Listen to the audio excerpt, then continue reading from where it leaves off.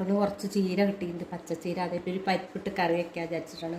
ഇതാ പരിപ്പ് വെന്തു, മഞ്ഞൾപ്പൊടി മുളക് പൊടി ഉപ്പ് ഇട്ട് കൊടുത്തു. ഇതാ നമുക്ക് ഇതിലേക്ക് ചീര ഇട്ട് കൊടുത്തു.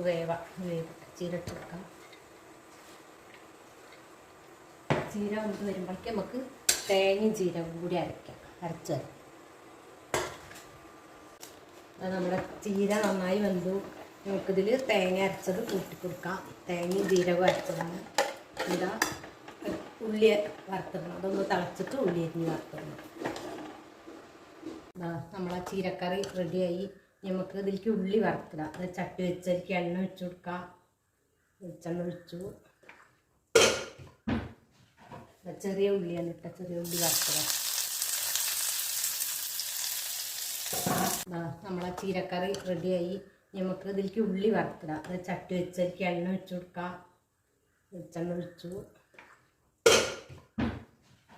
ചെറിയ ഉള്ളിയാണ് ഇട്ട, ചെറിയ ഉള്ളി വറുത്തിടാം.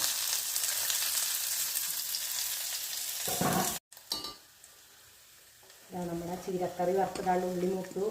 കറിക്ക് ഇട്ട് വെക്കാം.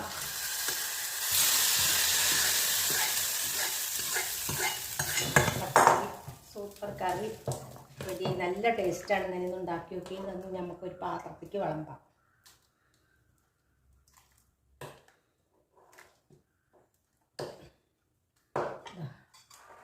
അടിപൊളി ചീരക്കറി. ഹലോ, ഉച്ചയൂണ് റെഡിയായി. നമുക്ക് കഴിച്ചാലോ?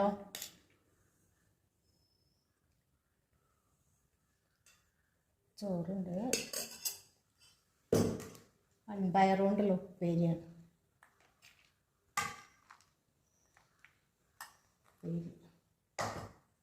ചീര കറി വെച്ചതുണ്ട്, രസമുണ്ട്, ചെത്തുമാങ്ങ അച്ചാറുണ്ട്, പപ്പടം, ചെറിയിട്ട് അയിലക്കറി ഉണ്ട്. അയില കറി വെച്ച ഇതെന്നാണ് ഇവിടുത്തെ വിഭവം.